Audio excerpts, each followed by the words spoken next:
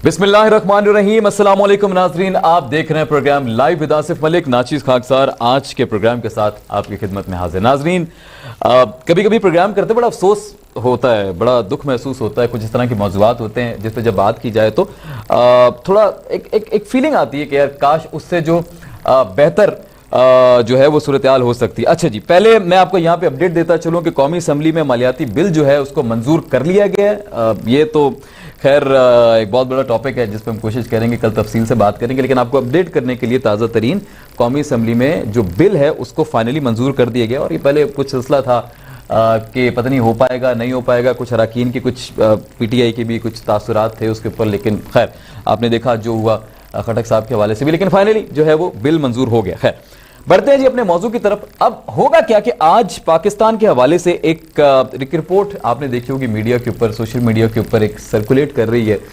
Henley and partners की जानिब से कि पाकिस्तान जो है वो उनका जो पासपोर्ट है पाकिस्तान का वो 108वें नंबर पर आ चुका है। ये तनज़्ज़ुली हुई है हमारी, 108वें नंबर पर हम आ चुके हैं। गो के इमरान खान साहब की हुकूमत जब से आई है तो हमें ये सुनने को मिल रहा था कि पाकिस्तानी जो ग्रीन पासपोर्ट है उसकी एक अलग ही वर्थ होगी। वो शायद दावे अब तक भी वो कानों में गूंजते हैं मेरे, लेकिन अब वो सच होते नजर नहीं आ रहे। लेकिन खैर अब ये वाकई क्या वजूहात हो सकती है इसकी, क्यों ऐसा हुआ? अच्छा, दुनिया में सबसे ज्यादा जो ताकतवर पासपोर्ट है नंबर 1 पे जी जापान और सिंगापुर, ये वो दो ममालिक हैं जो दुनिया के ताकतवर पासपोर्ट कंसिडर होंगे। नंबर 2 पे जर्मनी है, जनूबी कोरिया है, पाकिस्तान का नंबर 108वां है और ये सोमालिया, यमन, शुमाली कोरिया उससे भी हम कुछ दर्जे नीचे आ चुके हैं। अब ये बड़ी अलार्मिंग सिचुएशन हो चुकी है पाकिस्तान के लिए। अब ये दर्जाबंदी का तयन कैसे किया जाता है? इसका डेटा IATI से लिया जाता है। पूरा एक जो इंडेक्स है, जो रियल टाइम डेटा है दुनिया का, उसको कलेक्ट करके खास तौर पे कितने ममालिक में जाने की इजाज़त है आपको आपके पासपोर्ट पे वीज़ा फ्री, वो पाकिस्तान तकरीबन 31 ममालिक में पाकिस्तानी जा सकते हैं। और जो दुनिया का ताकतवर पासपोर्ट है वो आपको दुनिया के 192 ममालिक में बगैर वीज़ा के जाने की इजाज़त देता है। तो इस पर बात करने के लिए बहुत ही मौजूद शख्सियात मेरे साथ मौजूद हैं। ऑलरेडी हमारे स्टूडियो में हमें ज्वाइन किया है नदीम मौलवी भाई ने। ये तमाम फाइनेंशियल जो सूरत हाल है और सिलसिला है कितना इंपैक्ट करता है उसका, कुछ और मौजूद भी आज हम क्रिप्टो करेंसी पे बात करेंगे साथ साथ ब्रेक के बाद। और साथ ही हरीम शाह साहिबा की तरफ से एक पाकिस्तान को बदनाम करने की एक और नाकाम कोशिश या कामयाब, वो तो मेरे गेस्ट बताएंगे, लेकिन एक कोशिश जरूर की गई है, उस पर हम बात करेंगे। साथ साथ डायरेक्टर जो DIG खास तौर पे हमें ज्वाइन करेंगे, डायरेक्टर FIA साइबर क्राइम के, वो भी आज साथ रहेंगे। वो ब्रेक के बाद उस तरफ बढ़ेंगे, लेकिन उससे पहले जरा पासपोर्ट के हवाले से बात कर लेंगे, जनरल डिस्कशन। नदीम भाई अस्सलाम वालेकुम। वालेकुम अस्सलाम। नदीम भाई बहुत शुक्रिया आपने ज्वाइन किया। आपके साथ हुमा बकाई साहब हमें ज्वाइन कर चुकी हैं, ऑफ कोर्स फॉरेन एक्सपर्ट हैं और अक्सर प्रोग्राम में शामिल होती रहती हैं, बड़ा जबरदस्त तजिया करती हैं। अस्सलाम वालेकुम मैम। हुमा साहिबा बहुत शुक्रिया आपने ज्वाइन किया। आपके साथ जमील साहब मौजूद हैं। अस्सलाम वालेकुम जमील खान साहब। जमील साहब टॉपिक एम्बेसडर हमारे, बहुत ही सर बहुत शुक्रिया, यूर वेरी सीनियर पैनलिस्ट और अक्सर आपसे बात होती रहती है इंटरनेशनल अफेयर्स के हवाले से। मैं आगाज करूंगा हुमा बकाई साहिबा से, of course following the ladies first as well, और वैसे भी हुमा बकाई साहिबा यकीनी तौर पे। हुमा साहिबा, पासपोर्ट पाकिस्तान का ये हमारी शनाख्त है। हम जब दुनिया में जाते हैं, पाकिस्तान से बाहर जाते हैं, तो हमारी आइडेंटिटी से ज्यादा हमारी जो आइडेंटिटी होती है वो हमारा पासपोर्ट होता है। वो बताता है कि हम किस मुल्क से ताल्लुक़ रखते हैं और हमारी क्या कदर है उस मुल्क में, हमारी क्या वक़्त है उस मुल्क में, किस नज़र से वो हमें देखते हैं, वो हमारा पासपोर्ट देख कर ये डिसाइड किया जाता है। पहले क्या सिलसिला था माजी में, बिल्कुल आप बताइएगा, पाकिस्तान किस किस तरह की हदें अबूर कर चुका है या किस तरह तनज़्ज़ुली का शिकार था? शायद मैं भी इतनी माजी में इतनी इनडेप्थ नॉलेज ना रखता हूँ, आप बेहतर बता सकती हैं। फिर इस वक्त जो इमरान खान साहब की हुकूमत है वो तो बड़ा फोकस्ड है, वो तो कहते हैं हमने तो बड़ी रिस्पेक्ट दिलवानी है पाकिस्तानियों को, बाहर जाएंगे पता चलेगा जी पाकिस्तान से लोग आए हैं, ये पाकिस्तानी पासपोर्ट दुनिया में टॉप कर जाएगा। लेकिन वो तो उल्टा वापस एक यूटर्न ले चुका है पासपोर्ट। तो मैम इस पूरी सूरत हाल को कैसे देखती हैं प्लीज? देखिए, सबसे अहम बात तो ये है कि पासपोर्ट जो है वो गुजारिश होती है रियासत पाकिस्तान की जी किसी और रियासत से या एक रियासत की दूसरी रियासत से कि जी ये मैं इसका जिम्मेदार हूँ और इसको दाखिले की इजाजत है। ठीक हो गया। दरअसल ये होता है पासपोर्ट, यानी आपकी रियासत आपके बिहेवियर की जिम्मेदारी देती है। जी मैम। मुझे तो कभी कभी लगता है कि रियासत पाकिस्तान अपनी रियासत में भी रहने वालों की जिम्मेदारी नहीं ले सकती। तो अच्छा। वो इस बात की जिम्मेदारी कैसे लेगी कि अच्छा, अच्छी बात है। मुल्क में जाकर क्या सूरत हाल होगी। ठीक है। तो एक तो गुजारिश है, जी। मेरे ख्याल के लम्हाए ज़करिया है, हाँ। शर्मनाक बात है हाँ। कि हमारा जो पासपोर्ट, इसका ये मतलब नहीं है कि मेरी या आपकी बेइज्जती है। ठीक है। लेकिन मैं बहुत मौदबाना तौर पे गुजारिश करूं कि जी। ये रियासत पाकिस्तान की बेइज्जती है। Of course. ये इंडिकेट करता है कि जो कॉमिटी ऑफ नेशंस है उसमें रियासत पाकिस्तान का स्टैचर, स्टेटस, रुतबा क्या है। हाँ। तो वहाँ पढ़ती हूँ कि हमारे हवाले से है, और ये स्केप्टिसिज्म इस बात के बावजूद मौजूद है कि इंटरनेशनल कम्युनिटी, चाहे वो अमेरिका हो, चाहे वो यूरोप हो, नेटो के ममालिक हों, हमसे अपने मफाद के लिए हमारी ज्योग्राफी की वजह से जुड़ते हैं। राइट। लेकिन हमें वो इज्जत नहीं देते जो वो दूसरे ममालिक को देते हैं। बिल्कुल ऐसे ही। इस हवाले से जब हम उनके मुल्क में जाने की कोशिश करें, एक बात तो ये हो गई। दूसरी बात ये कि सिर्फ ये नहीं होता, और भी बहुत सारे इंडिकेटर, आपकी माशी सूरत हाल क्या है, फ्रीडम्स का इशू नहीं होता, क्योंकि आप देखिए सिंगापुर में तो बहुत फ्रीडम्स नहीं है। जी जी। तो माशी तौर पर है कि हर के वहां से आए लोग और उनके आने, इस तरह जापान की जो एथिकल पैराडाइम्स हैं या जर्मनी के जो एथिकल पैराडाइम्स हैं वो बहुत स्ट्रॉन्ग। इन तमाम अवामिल से मिलके समझिए आपकी पासपोर्ट की इज्जत होती है। और फिर आपने जैसे प्रोग्राम की मुझसे जिक्र किया था, जो इस किस्म के वाकयात होते हैं जो अभी हरीम साहिबा जी जी है, मैं उस पर भी हमने बात करी, उस पर मैं आपके व्यूज लूंगा, मजीद पूछ कर दे। हाँ, उस पर बिल्कुल मैं आपके व्यूज लूंगा। मैम मैं आपकी तरफ वापस आता हूँ, मेरे कुछ जी। बहुत शुक्रिया आपने ज्वाइन किया। सर आप पाकिस्तान से बाहर नुमाइंदगी करते रहे पाकिस्तान की, आपने अपनी पूरी कोशिश की होगी कि पाकिस्तानी पासपोर्ट की आप जितनी पाकिस्तान से बाहर इज्जत दिलवा सकें आपने दिलवाई होगी, लेकिन कहीं ना कहीं यकीनी तौर पे आप भी पाबंद हो जाते होंगे कि भाई यही है हमारी एक लिमिट और एक रिस्पेक्ट जो दीगर ममालिक में है। तकरीबन 31 ममालिक ऐसे हैं जहाँ पे पाकिस्तानी बगैर वीज़े फीस के जा सकते हैं। इंडियन जो सिटीजन्स हैं वो तकरीबन 60 से ज़ायद ममालिक में बगैर वीज़ा के सफ़र कर सकते हैं। ये एक ही रीजन की हम बात कर रहे हैं, उसी खत्ते की बात करें जिसमें लकीर खींच के 2 हिस्सों में डिवाइड कर दिया गया था, लेकिन वो 60 मुल्कों में जा सकते हैं, हम 30 में जा सकते हैं। रीजन की फर्क नहीं है कि जी हम ऑस्ट्रेलिया की बात करें और ये एशिया की बात हो रही है, this is the same reason, right. Even बाकी ममालिक इस रीजन के हमसे आगे बढ़ चुके हैं, पाकिस्तान क्यों पीछे, इसकी क्या वजह है? जमील साहब कैसे देखते हैं आप इस इशू को? सर जी, एक चीज जो हमें गौर करना चाहिए कि कोई भी मुल्क उतना ही मजबूत होता है बैरूनी तौर पर जितना वो अंदरूनी तौर पर मजबूत हो, और अंदरूनी तौर पर मजबूती के लिए बहुत सारे अवामिल उसके हैं, और सर फहरिस्त तो आपने अभी सुना ही लिया भाई साहबा को भी, तो उसकी आज के दौर में मईशत भी है, और उसके बाद उसकी बाकी कदरें जो आपने दुनिया के साथ कन्वेंशन साइन किए हुए हैं, उन कन्वेंशंस की आप कितनी पासदारी करते हैं, जिसमें ऑफ कोर्स ह्यूमन राइट भी शामिल है और उसमें बाकी भी चीजें शामिल हैं। आपका ट्रेड कैसा है लोगों के साथ, आपकी मुख्तलिफ मल्टीलैटरल प्लेटफॉर्म्स पर आपकी रिप्रेजेंटेशन कितनी है और आपकी परफॉर्मेंस कितनी है, आपने एजुकेशन, साइंस, टेक्नोलॉजी और बाकी इन्वेंशंस में आपका क्या काम है, आपके लोग जब बाहर जाते हैं तो क्या उनकी इतनी वेटिंग हुई होती है कि जाके बाहर वहाँ उन मुल्कों की हसासियत को समझें और वहाँ जाके सही बिहेव करें।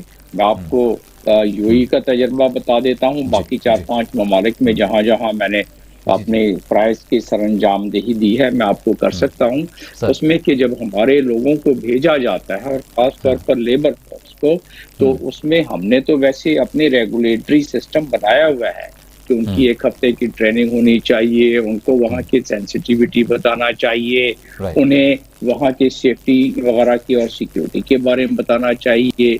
यहाँ वो पैसे लेके उस पर ठप्पा लगा देते हैं और वो कहते हैं बस इसने क्वालिफाई कर लिया और ये जा सकता है उस मुल्क में।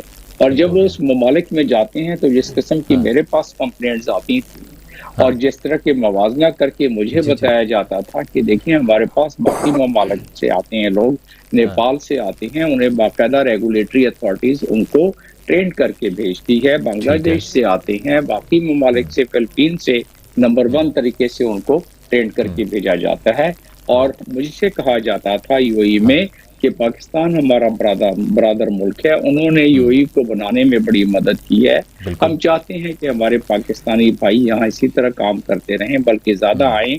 लेकिन दुनिया कॉम्पिटिटिव हो गई है। पाकिस्तान अपने आप को वहां से जब लेबर भेजता है या वहां से वर्कर भेजता है, तो उन्हें जो दुनिया के तरीकाकार है, जिस तरह बाकी दुनिया के ममालिक अफरादी को पर भेजती है, वो इस तरह नहीं भेजते हैं। ये तो एक बात हो गई। दूसरी, जिस तरह की मैं आपको कह रहा था कि मल्टीलैटरल फोरम पर जब हम जाते हैं तो वहां जाके शॉपिंग करना शुरू कर देते हैं।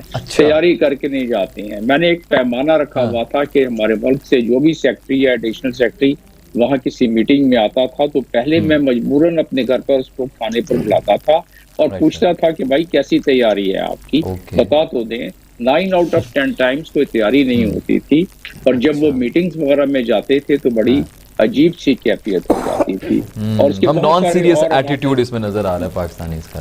बिल्कुल। तो ये सारे अवामिल जो हैं वो मिलकर फिर वो एक मजमूई तौर पर आपका तासुर कायम करते हैं, और उस तासुर के मुताबिक फिर आपकी फौकियत और अहमियत होती है। उसी तरीके से सर, क्या मैं एक सवाल और, ठीक है, ये तो ठीक हो गया। चले सर, मैं और सवाल भी मैं लेकर आता हूँ। नदीम भाई, आप स्टूडियोज में यही मेरे साथ मौजूद है। नदीम भाई, मैं आपसे जानना चाहूँगा, दोनों ने, हुमा बकाई साहिबा ने भी और जमील साहब ने भी जिक्र किया फाइनेंशियल एस्पेक्ट्स का। इकोनॉमिकली मुल्क आपका स्ट्रांग नहीं है, स्ट्रेंथन नहीं है, वीकनेसेस हैं, हम इतने पावरफुल नेशंस में शुमार नहीं होते, हमारी करेंसी डीवैल्यू हो रही है। ये कितना इम्पोर्टेंट है आपके ख्याल में किसी भी पासपोर्ट के कमज़ोर होने में? देखिए, सबसे पहली बात तो मैं आपको बता दूं कि दुनिया भर के अंदर हर शख्स, हर मुल्क ये चाहता है कि ऐसे लोगों को मुल्क में लाएं जो कि उस मुल्क के लिए एसेट बने, लाइबिलिटी ना बने। और बहुत सी जगहों पे आप देखते हैं कि स्किल्ड लेबर्स बुलाया जाता है, प्रोफेशनल लोगों को बाकायदा वेलकम किया जाता है, और फिर उसके बाद जो आप देखते हैं आमतौर पे बिजनेस वीज़ा होते हैं, वर्क वीज़ा होते हैं, क्राइटेरियाज होती हैं जिसके ऊपर की ग्रेडिंग की जाती है कि इस मुल्क में किस किस्म के लोग हैं। सियासतदानों को वो अलग ग्रेडिंग में रखते हैं, बिजनेसमैन का अलग वीज़ा होता है, और फिर टूरिस्ट अलग होता है। पाकिस्तान के अंदर अगर हम देखते हैं तो पाकिस्तान के अंदर चीज़ें जो हैं वो एक नेगेटिव इम्पैक्ट लेके जाती हैं बाहर के ममालिक में। अब देखें, जैसे कि आपने बताया सिंगापुर का, जापान का, उनको पता है कि ये जो कौम है ये बड़े पेट्रियट लोग हैं, ये जाते हैं तो मकसद से जाते हैं। अगर ये नहीं है, ऑनेस्टली स्पीकिंग, हम उस वक्त पेट्रियट होते हैं जब हम पे मुसीबत आती है। ठीक है, हम उसी वक्त लॉ अबाइडिंग सिटीजन होते हैं जब हमें ऐसा लगता है कि यार कोई एक्शन आ जाएगा। पाकिस्तानी सबसे ज्यादा लॉ अबाइडिंग सिटीजन हैं दुबई में, अमेरिका में, लंदन में, मगर जैसे ही पाकिस्तान एयरपोर्ट आ जाते हैं तो वो इन सब चीजों को भूल जाते हैं। अफसोस के साथ वो कहते हैं ना, बात तो सच है मगर बात है रुसवाई की। तो बात ये कि इमरान खान साहब ने जो कहा था कि जी तमाम दुनिया में आपका रिस्पेक्ट होगा, तो मैं आपको बता दूं, सबसे पहली बात तो हम आते हैं चाइना।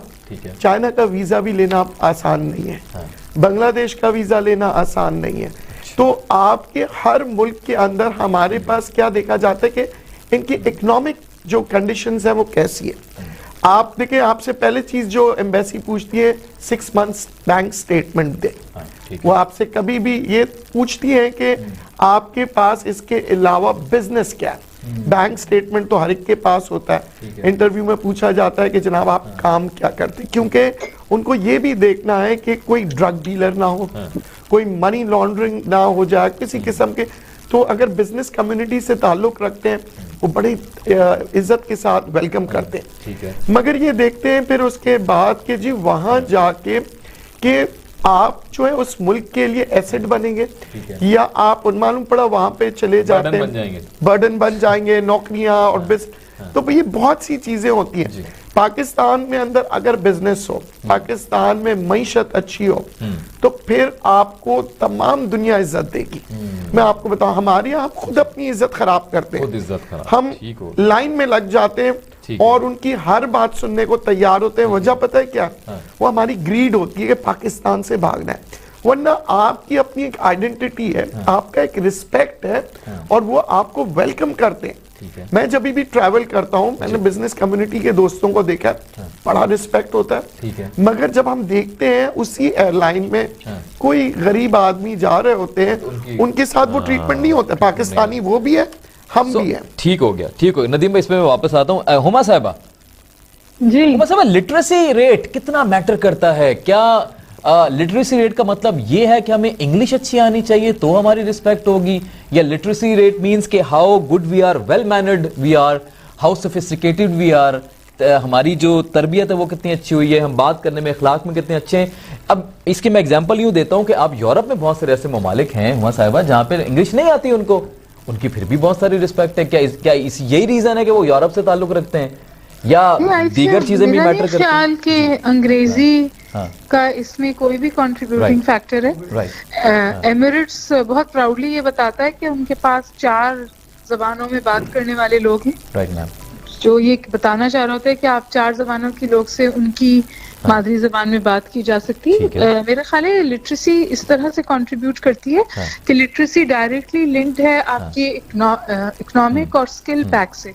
यानी इकोनॉमिकली आप कितने वायबल हैं, और क्या आप इकोनॉमिकली अपने मुल्क में इतने फाल हैं कि आप वहाँ, you are not a economic migrant, and आप अपना जो वीजा है, विजिट वीजा है, उसको विजिट तक ही महदूद रखेंगे, वहां जाके गुम होने की ख्वाहिश आपको नहीं होगी। ये अक्सर होता है। मैं आपसे ये भी नहीं, अक्सर नहीं होता, मैं आपको बिल्कुल पर्सनली एक्सपीरियंस बताती हूँ। बहुत सारे जर्नलिस्ट और इंटरनेशनल विजिटर्स प्रोग्राम्स पे गए, और वहां पर हमारे अच्छे बाइज्जत लोग गायब हो जाते हैं, और अब उन्होंने बहुत कदमने लगा दी हैं। अच्छा। कि जब हमारे यहाँ से लोग जाते हैं तो आप 15 दिन से ज्यादा नहीं रह सकते, वो आपको आपके पूरे ट्रिप में ट्रैक करते हैं, वो देखते हैं आपका बैकग्राउंड क्या है, तो हम अपने लिए वैसे खुद भी दरवाजे बंद करते हैं। ठीक हो गया। और बात है जी पूरा कर लें, एक जुमला और कह दूं जी, हमें दुबई जाके लॉ अबाइडिंग हो जाते हैं, क्योंकि वहाँ पे अगर ना लॉ को अबाइड करें तो डिपोर्ट होंगे और छत्तर पड़ेंगे। बिल्कुल। तो आप वही बात है, कौम छत्तर से मानेगी? नहीं, छत्तर से नहीं मानेगी, रूल ऑफ लॉ आपको इम्प्लीमेंट करना पड़ता है। Rule of law is equal to छत्तर। हाँ बिल्कुल, एक ही बात है। आई एम सॉरी, वहाँ पे इनको लाइट पे रुकना भी आता है और तमाम चीजें करनी आती। सही कह रही है, बड़ा इंपॉर्टेंट पल। अच्छा, अब थोड़ा सा मैं चाहूंगा कि अभी मुझे ब्रेक पे भी जाना है, लेकिन मैं आपका कमेंट ले लेता हूँ पहले, आप भी बल्कि साशा साहिबा के हवाले से, कि उन्होंने ये जो पूरा एक ड्रामा कह लें, टिकटॉक की एक वीडियो कह लें, लेकिन वो एक सीरियस जो है ऑफेंस उन्होंने कर दिया है, मेरे ख्याल में बहुत सीरियस है। मेरे मेहमान इस बारे में क्या राय रखते हैं? हुमा बकाई साहिबा हमें ज्वाइन कर रही थी, और अब उनकी जगह पे मुबश्शिर बुखारी साहब ने हमें ज्वाइन कर लिया। मुबश्शिर साहब अस्सलाम वालेकुम। वालेकुम अस्सलाम। मुबश्शिर साहब, वेलकम टू द पैनल, बहुत शुक्रिया। नदीम मौलवी साहब हमारे साथ हैं, डॉक्टर जमील खान साहब हमारे साथ मौजूद हैं। डॉक्टर जमील साहब, आपकी तरफ आऊंगा, आप क्या राय रखते हैं? ये जो एक वीडियो सर्कुलेट कर रही है, हरीम शाह एक आर्टिस्ट कह लीजिए, उनकी तरफ से एक वीडियो जी सर्कुलेट कर रही है जिसके अंदर वो बहुत सारा पैसा है, पाउंड्स हैं, डॉलर्स हैं, आई डोंट इवन नो, वो वीडियो बनाती हैं और कहती हैं जी कि हमें तो किसी ने रोका भी नहीं है और बड़ा आसान है हमारे लिए तो पाकिस्तान से बाहर मनी लॉन्ड्रिंग करना, पैसा लेकर आना। गरीब आवाम को थोड़ा तंग करती है सिक्योरिटी, हमें तो कोई तंग नहीं करता। सर, किस किस तरह का ऑफेंस आपको इस वीडियो में नजर आ रहा है और ये कितना सीरियस है? यकीनन मुल्क की जो बेतौकीरी करता है। जमील साहब की आवाज नहीं पहुंच रही मुझ तक, प्लीज चेक कीजिएगा। मुल्क की बेतौकीरी जो शख्स भी करे, साहब की आवाज मुल्क के लिए बदनामी का बायस जो भी बने। आवाज आ रही है मेरी आपको? जमील साहब की आवाज नहीं आ रही, प्लीज चेक कीजिएगा। मुझे आपकी आवाज जी सर आपकी आवाज आ रही है जी, प्लीज कंटिन्यू। मैं ये कह रहा हूँ कि मुल्क की जो भी बेतौकीरी करेगा, मुल्क की जो भी बदनामी कराएगा, मुल्क के लिए शर्मिंदगी अगर कोई होता है और तो वो जाहिर है कि उसके लिए काबिल जुर्म ये एक्शन और ये अमल है बेसिकली। और जिस तरीके से मनी लॉन्ड्रिंग को इसका सहारा लिया गया है, मनी लॉन्ड्रिंग को जिस तरह एक इसमें बनाया गया है जवाब, तो उस लिहाज से अगर देखा जाए तो यकीनन वो एक जुर्म है। और उसकी न सिर्फ जुर्म है बल्कि हमारे लिए जितना वो बदनामी का बायस, और ऐसे वक्त में जब हम FATF के मामलात अभी हमारे सामने से, हमारे सर से वो बादल खत्म नहीं हुए हैं और वो भी आने हैं। और उसके साथ अगर एक शख्स, एक शहरी पाकिस्तान का वो खुद कहे कि जी मैं तो मनी लॉन्ड्रिंग कर रही हूँ, मुझे को रोकने वाला ही नहीं है, तो उससे तो खुलेआम सिक्योरिटी इदारों को चैलेंज ये कौन इनको इतनी ताकत देता है? मैं इस पे नदीम भाई पहले आप बताएं, FATF का जरा अब जिक्र किया जमील खान साहब ने, आप क्योंकि फाइनेंशियल एक्सपर्ट भी हैं, कि कितना खतरनाक हो सकता है सर? देखिए, अगर ये वैसे तो अगर ये यहाँ से लेके गई हैं, राइट, जो जिस मुल्क नदीम भाई, डीजी साहब को मैं वेलकम करूं पैनल में। डीजी साहब ने मैं ज्वाइन किया है। सर अस्सलाम वालेकुम। जी बाबर बख्श साहब, सर बहुत शुक्रिया आपने ज्वाइन किया है। सर मैं अभी मेरे मौजूद मेहमान गुफ्तगू फरमा रहे हैं नदीम मौलवी साहब, उनके बाद बिल्कुल मैं आपकी तरफ आता हूं। सर नदीम भाई अपनी बात कंप्लीट करें फिर डी साहब से। देखिए, सबसे पहली बात तो इस मुल्क से ये लेके जाना इतना आसान नहीं है। Right sir. ये पॉपुलैरिटी के लिए जो है ना हमारे इदारों को बदनाम किया जाता है, ठीक है, और फिर उसके बाद ये होता है कि इसका फायदा हमारे दुश्मन मुल्क उठाता है। हिंदुस्तान इस चीज को एक इशू बना के FATF के सामने भी पेश किया जा सकता है, ठीक है। मगर अगर ये अल्लाह ना करे ऐसा कोई वाकया अगर होता भी है, तो मैं आपको बता दूं जिस मुल्क में ये जाएंगी वहां भी गिरफ्तार होंगी, क्योंकि वहां इनसे पूछा जाएगा कि ये आप पैसे लाए तो किस तरह से लाए, और इस अमाउंट की आप जो है जस्टिफिकेशन दें।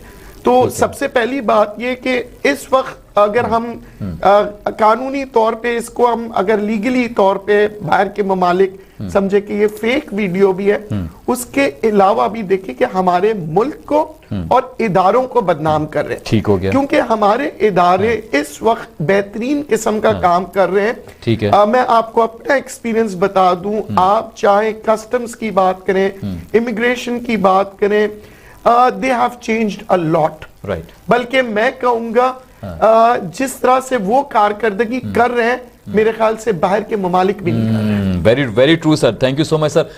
मुबशिर भाई, डीजी साहब के गुफ्तगू से पहले मैं चाहूंगा आप जरा अपना साफ्ती पहलू भी जरा शेयर कर देना। अभी हम पासपोर्ट के हवाले से प्रोग्राम का आगाज हमने किया, बात कर रहे थे पाकिस्तान का पासपोर्ट पर डी वैल्यू हो रहा है, उसमें बहुत मेन एलिमेंट जो निकल कर सामने आया है वो करप्शन है, वो पाकिस्तान को डिफेम किया जाना है, वो पाकिस्तान की जो वर्थ है उसको किसी ना किसी तरह से नुकसान पहुंचाया जाना, जिसमें ये जो हरीम शाह की वीडियो इत्तेफाक से ये भी आजकल सर्कुलेट कर रही है, जिसमें FIA का मुझे सुना है कोई एक्शन भी लिया, कि मैं सर से कंफर्म करता हूं। आप सर कैसे देखते हैं ये हरीम साहबा को कोई नहीं पकड़ सकता, कोई नहीं रोक सकता उनको, ये कैसे सिक्योरिटी इदारों को इतना खुलेआम चैलेंज कर सकती हैं सर?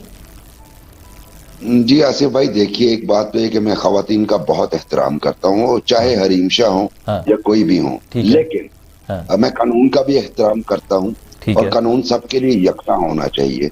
हम काफी अरसे से देख रहे हैं ये हरीम शाह साहबा की जो पार्लियामेंट पहुंची होती हैं, जी कभी वो ब्लैकमेल कर रही होती है पंजाब के एक मिनिस्टर को, कभी इंटीरियर मिनिस्टर को phone call social media programme पे बैठ के कर रही है, कभी पार्लियामेंट में पहुंची हुई है, कभी फॉरेन ऑफिस के ऑफिस में जाके अपना फोटो शूट कर रही होती है, कभी किसी क्लैरिक की टोपी उतार रही होती है उसे बताए बगैर। अच्छा, ये सारा कुछ जो है ये सारा कुछ साइबर क्राइम में आता है, लेकिन पाकिस्तान का साइबर क्राइम सिस्टम जो है ये कंप्लेनेंट बेस्ड है। मुझे हैरानगी उन लोगों पे होती है जिनके ऑफिसेज में इन्होंने घुस के वीडियोस बनाई, जिनके साथ इन्होंने लॉज की वायलेशन की, लेकिन उन्होंने कोई कंप्लेंट नहीं की।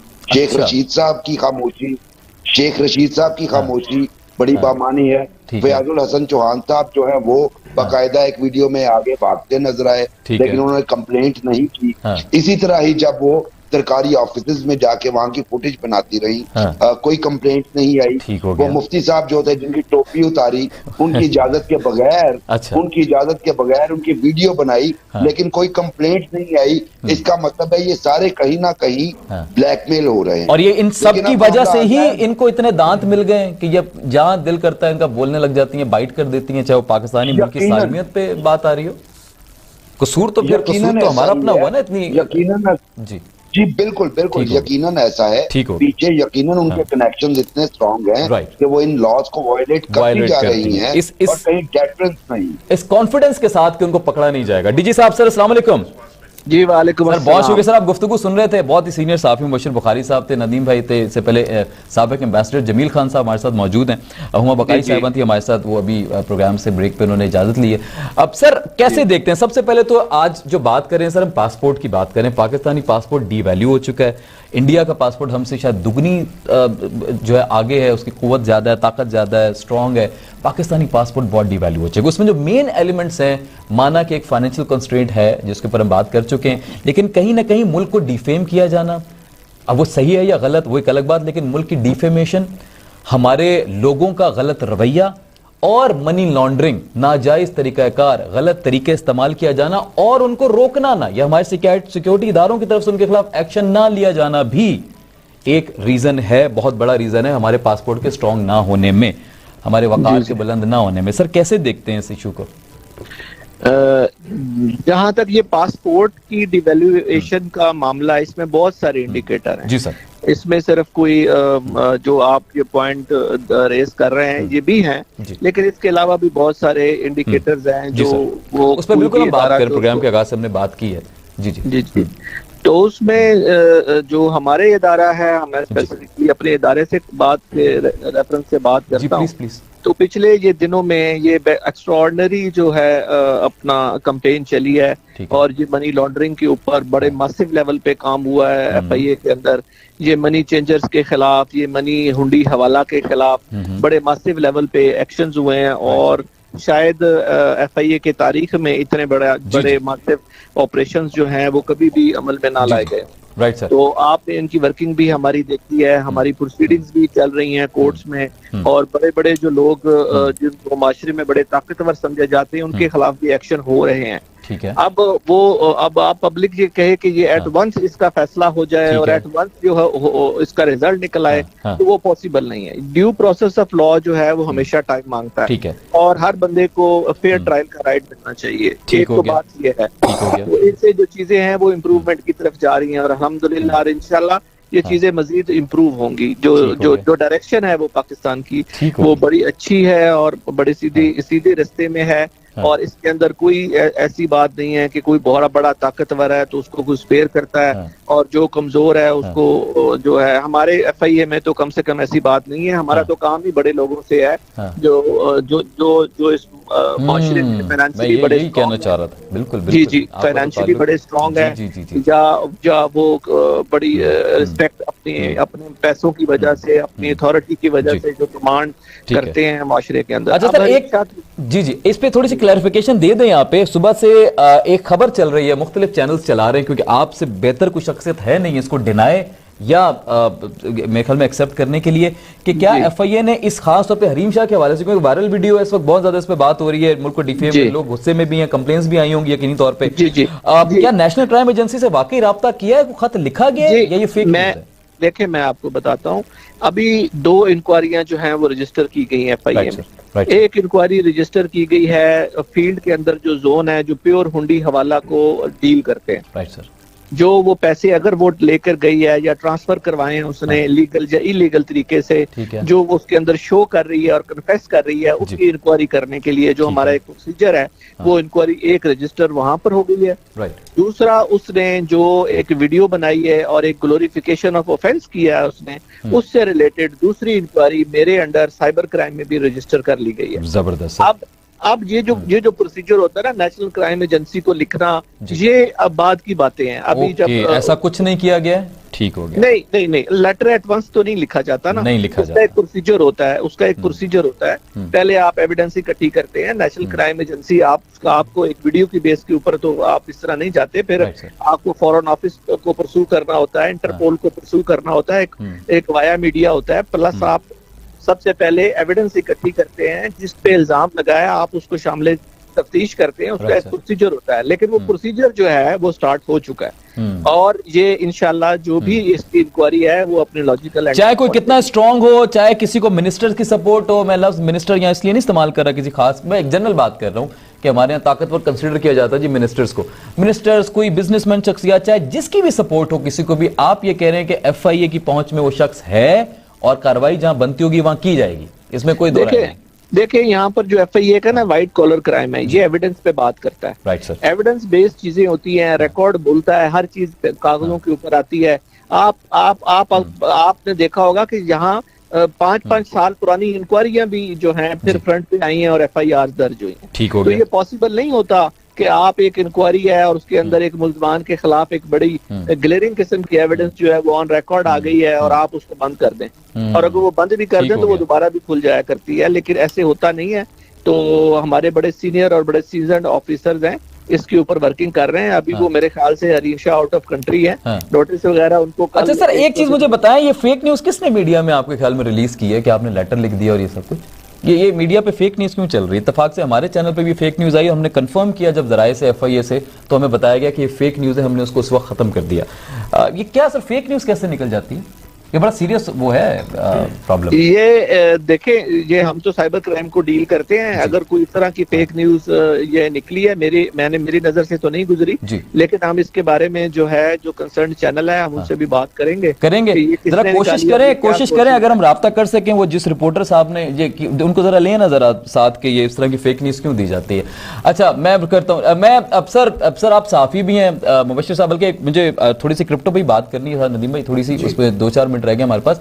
जरा मुबश्शिर भाई, आपने भी ज्वाइन किया, जरा आप अभी आपने डीजी साहब की गुफ्तगू सुना, इन्होंने कहा बिला इम्तियाज कार्रवाई होगी, कुछ भी हो जाए, चाहे आपने शेख हसीस साहब का नाम ले लिया, कोई भी हो जाए, कोई भी हो, लेकिन जो गलत करेगा उसके खिलाफ कार्रवाई होगी, और वो प्रॉपर तरीके से बड़े लोगों पर हाथ डालने के लिए FIA बैठी भी, कोई मसला नहीं है। कैसे देखते हैं, आपको लग रहा है कि ये सब हो रहा है? एक साफती नजर क्या कहती है आपकी? जी, मेरा ख्याल है डीजी साहब से माजरत के साथ, अच्छा इनका भी कसूर नहीं, इतने ज्यादा प्रेशर्स होते हैं, जी बिल्कुल ऑफ कोर्स, और ऊपर से जब इमीडिएट बॉसेस से प्रेशर आए तो नीचे रेजिस्ट करना जरा मुश्किल सा हो जाता है। बहुत सारी जगहों पे कंप्रोमाइजेस करने पड़ते हैं।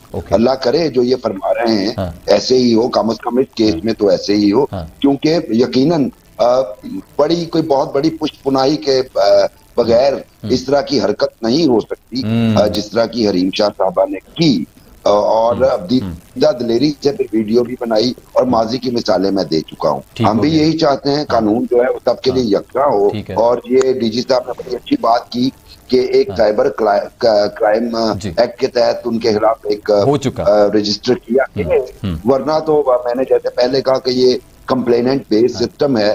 पहले केसेस में किसी ने कंप्लेंट नहीं की कि न जाने क्या अनजाने खौफ थे उन हजरात को, अगर वो शायद उस वक्त कोई एक्शन लेते तो जहां तक नौबत ही ना आती। एक बात तो ये होगी। दूसरी बात, क्योंकि आप क्रिप्टो के हवाले से पूछ रहे हैं, जी जी सर, उस पर बात करें। मैं चाहूंगा सर से, क्योंकि सर माशाल्लाह ओवरऑल उसको देख रहे हैं, टैकल कर रहे हैं, कोर्ट के ऑर्डर्स भी आए, सिंध कोर्ट में केट भी चला है उसके ऊपर, उस पर भी सर से मैं चाहूंगा कि व्यूज ले लूं। आप इस पर बात करें क्रिप्टो पे, आपको क्या लगता है क्यों पाकिस्तान बैन होना चाहिए? अच्छा एक मिनट, एक मुबश्शिर साहब, डोगर साहब, सर अस्सलाम वालेकुम। नदीम डोगर साहब। जी जी बोल रहा हूँ। नदीम डोगर साहब, आसिफ मलिक अर्ज कर रहा हूँ। आई एम सॉरी, आपको हमने लाइव प्रोग्राम में लिया है सर। मसला ये सर कि एक खबर आपकी तरफ से हमने देखी, एक पाकिस्तान के बहुत बड़े न्यूज़ चैनल पे आपने खबर ब्रेक की कि FIA की तरफ से एक लेटर लिखा गया है जो है नेशनल क्राइम एजेंसी को, हरीम शाह साहिबा के हवाले से। क्या खबर सच्ची है सर? हाँ, मैंने उसमें जो खत है उसकी कॉपी भी शेयर की है। खत की कॉपी भी शेयर कर दी है, ठीक हो गया सर। वो कॉपी आपने वेबसाइट पे मौजूद है? आपकी न्यूज ठीक हो गया सर। डीजी साहब, सर कैसे देखते हैं सर, खत की कॉपी भी आ गई मीडिया में तो सर? नहीं, बेसिकली देखें, हर इदारा अपनी जिम्मेदारी पूरी कर रहा है, ठीक है। और एक खत तो इन्होंने लिखा है, इसमें दोनों पहलू जो हैं वो नेशनल क्राइम एजेंसी जो बरतानिया की, उनको कहा गया है कि पहला उन्होंने जो क्राइम किया वो वीडियो शेयर की थी, जिसमें उन्होंने बताया कि ये मामला जो है वो इस तरीके से मैंने मनी लॉन्ड्रिंग की है। मनी लॉन्ड्रिंग का लफ्ज़ इस्तेमाल नहीं किया कि मैं इतने पैसे लेकर आइएगा, मुझे तो कोई पकड़ नहीं सकता, ये जो आप सब हम देख रहे हैं परसों से। तो एक तो ये उन्होंने तस्करा किया कि आपकी सरजमीन पे ये हुआ है, और ये उन्होंने पैसा, आप कह रहे हैं लेटर लिखा गया है, कंफर्म है कि डिनाई किया है। अच्छा, किसने डिनाई किया है? जो हरीम शाह ने फिर अगली वीडियो में डिनाई, वो तो उन्होंने डिनाई कर दिया, लेकिन आप कह रहे हैं लेटर लिख दिया गया पाकिस्तान से FIA की? नहीं, लेटर तो लिख दिया, लेटर में दोनों पहलुओं अच्छा लिख दिया, ठीक है। चलें सर, जरा साथ होल्ड पर। डीजी साहब कैसे देखते हैं सर, कौन सा लेटर है जो लिख दिया गया जो आपके? देखिए, मैं इसमें दो चीजें हैं सर, कि मैं साइबर क्राइम को हेड करता हूँ, मेरे डिपार्टमेंट की तरफ से कोई लेटर नहीं लिखा गया, ठीक, और इतनी जल्दी मुझे जोन का नहीं पता, क्योंकि ये पूरे पाकिस्तान में ऑपरेट कर रहे हैं, तो उसमें अगर कोई फौरी तौर पे कोई लेटर लिखा गया हो तो अभी तक वो मेरी डॉक्टर साहब बता देंगे। डॉक्टर साहब कहाँ से लेटर है, कुछ बताएंगे? साइबर क्राइम का जो आज हमने इमरान साहब से जो हुआ अपडेट, इन्होंने ये इमरान शाह साहब वो आज शामिल नहीं हो सके प्रोग्राम में। नहीं, इमरान नहीं, इमरान रियाज मेरे आप जूनियर हैं सर, मुझे पता है सर, आप वो इश्यू नहीं हुआ। और करने की बात की होगी उन्होंने, ठीक हो गया। अगर आप उनका रेफरेंस दे रहे हैं तो ठीक हो गया जी, लेटर इशू। अच्छा, तो कॉपी कहाँ से मिल गई डोगर साहब आपको, कौन सी कॉपी है? जो जाहिर है जो सोर्सेज हैं वही देते हैं सर, वो सोर्सेज डीजी साहब के अंडर आती हैं, वो उनके माते इमरान साहब की जगह तो आज हमने डीजी साहब को मदऊ किया प्रोग्राम में। सर मैं वही जानना चाह रहा हूँ, वो लेटर कहाँ से निकला है, कौन निकाल रहा है ऐसे लेटर, वो भी इतने हसास मामले के ऊपर? नहीं, वो लेटर जी नहीं इशू हुआ, इशू नहीं, वो थोड़ा सा वो मिसअंडरस्टैंडिंग हो गई है। ठीक हो गया, ठीक हो गया। डोगर साहब चले, आप कुछ कहना चाह रहे हैं डोगर साहब? नहीं, मैं ये कह रहा हूँ कि हमें जो चीजें जाहिर है डिफरेंट सोर्सेज आपको जराये से पता चलेगी सर, वो जराये से मैं अभी देखूंगा आपकी वेबसाइट पे कौन सा लेटर है, क्या है, उसको भी हम देख लेते हैं। बहुत शुक्रिया डोगर साहब, आपने ज्वाइन किया, तो आप अपनी साफ्ती जिम्मेदारियां पूरी कर रहे हैं, आपको जराये से पता चला, आपने आगे रिपोर्ट कर दिया। मुबश्शिर साहब कैसे देखते हैं इस केस को? सर आप इतने सीनियर सहाफी हैं, रिपोर्ट हो रहा है, डीजी साहब उसको डिनाई कर रहे हैं, ये क्या ये सहाफती हमारे पहलू के ऊपर क्वेश्चन मार्क नहीं है सर, माजरत के साथ? देखिए ये एक ओल्ड प्रैक्टिस है समटाइम्स, ये है कि, और मैं इसीलिए कहता हूं कि राइट टू इंफॉर्मेशन के तहत जो भी कार्रवाई चल रही है उससे आप कौम को और मीडिया को आगाह रखिए। पर होता यही है, अक्सर हमें डिनाइल मिल रहा होता है अपेरेंटली टॉप बॉसेस से, लेकिन निचले वाले स्टाफ जो है, अगर आपके सोर्सेज हैं तो वो आपको लेटर की कॉपी दे सकते हैं। अब इसे जरा फैक्ट चेक करना पड़ेगा उस लेटर की, मेरा ख्याल है अब फोरेंसिक क्रेडिबिलिटी उस लेटर की चेक होनी चाहिए, वो बहुत बड़े चैनल की वेबसाइट पे मौजूद होगा। मैं खैर मेरी कोई जाती उससे नहीं है, लेकिन बात कर रहा हूँ, डीजी साहब आ गए तो इत्तेफाक से बात निकल आई वो। अच्छा डीजी साहब, मैं अब जरा क्रिप्टो पे बात कर लूँ, आपके 2 से 3 मिनट हमारे पास हैं। सर क्रिप्टो करेंसी भी एक रीजन है पाकिस्तान के बारे में। अच्छा, वकार जका साहब बहुत ही मेरे खैर अच्छे दोस्त भी हैं, लेकिन बहुत ज्यादा एक्टिव नजर आते हैं। उनको लग रहा है जी उनके साथ नाइंसाफी हो गई है, पाकिस्तान थर्ड वर्ल्ड मुल्क ही रहेगा, हम तरक्की करना ही नहीं चाहते, क्रिप्टो तो हमें पता नहीं कहां पहुंचा सकता है, अमेरिका की टक्कर पे ले जाएगा।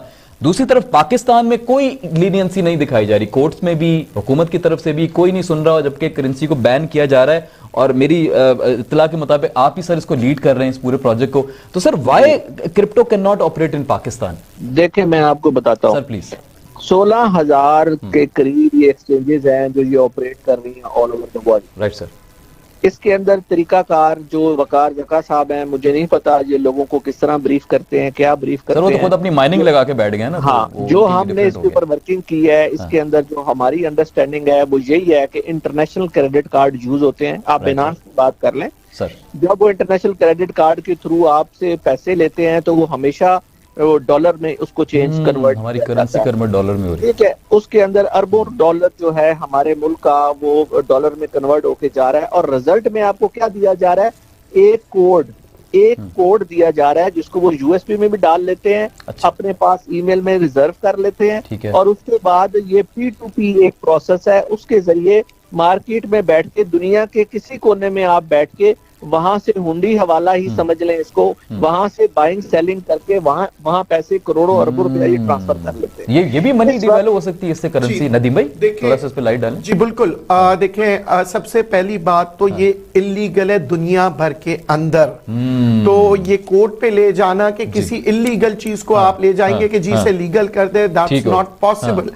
मेरी तो ये सजेशन है डायरेक्टर साहब से कि जनाब इसको तो ब्लॉक कर देना चाहिए, क्योंकि ये हमारे मुल्क को नुकसान पहुंचा रहा है, अवाम को नुकसान पहुंचा रहा है, क्योंकि आप एक वर्चुअल दुनिया में नहीं है, और रुपया ट्रांसफर हो रहा है डॉलर में। आप अपने मुल्क का जो है ना, गरीब लोग हैं, मासूम लोग हैं, जिनको पता भी नहीं होता है, सेलिब्रिटीज को जो अपॉइंट किया जाता है और वो ये समझते हैं इन्वेस्ट करने वाले कि जनाब सेलिब्रिटी बोल रहे हैं तो जरूर इसमें हकायत होगा। ठीक हो गया। और ये सब चीजें जो है मैं कहता हूं जुल्म होता है उन गरीबों पे भी जो पैसे लगाते हैं क्रेडिट कार्ड्स के जरिए से। स्टेट बैंक को चाहिए कि वो अपनी उसके ऊपर नजर रखें, और साइबर क्राइम को चाहिए तमाम ऐसी साइट्स को ब्लॉक कर दे ताकि ऐसी साइट ओपन ही ना हो पाए, क्योंकि it's an illegal. Sir headlines की तरफ जाना है। डीजी साहब आपकी मुझे जो डाटा कुछ जो मुझे मिल सका इंटरनेट के ऊपर, तकरीबन 11 मोबाइल एप्लीकेशन के हवाले से आपने बैन भी किए। MCX, HFC,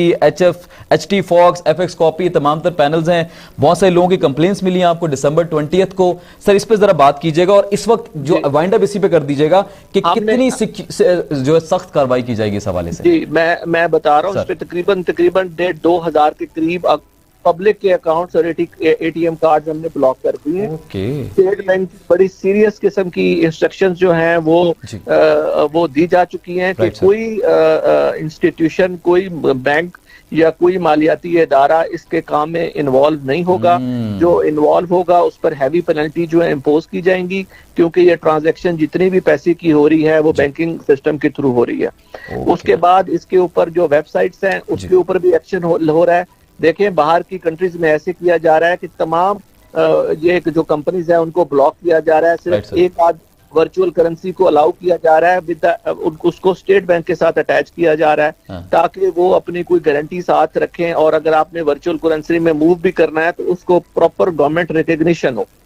तो ये लोगों को लूटने के लिए जहां लोकल लोगों ने अपनी कंपनीज खोल ली हैं और वो लोगों के पैसे जो है रियल मनी ले रही हैं और उसके बदले में आपको एक कोड दे के बाद में फिर ये बड़े बड़े। डीजी साहब आपका बहुत शुक्रिया। मैं आपको इस पे दोबारा इंशाल्लाह कोशिश करेंगे, मधु करें और पूरा इस पे बात करें, क्योंकि ये लोगों के गलत फहमी। सही कह रहे हैं आसिफ, क्योंकि देखिए जुल्म हो रहा है, लोगों के ऊपर भी जुल्म हो रहा है। मेरे ख्याल से जो इस ट्रेड को डेवलप कर रहे हैं उनको सबसे पहले ठीक हो गया। नदीम भाई बहुत शुक्रिया, मुझे हेडलाइंस की तरफ जाना है, कैद है वक्त की, वरना तो बात इसमें मजीद होती। मुबश्शिर साहब बहुत शुक्रिया, जमील भाई आपका बहुत शुक्रिया sir, thank you so much, आपने ज्वाइन किया। हम बकाई साहब हमारे साथ रही, डीजी साहब आपका बहुत शुक्रिया।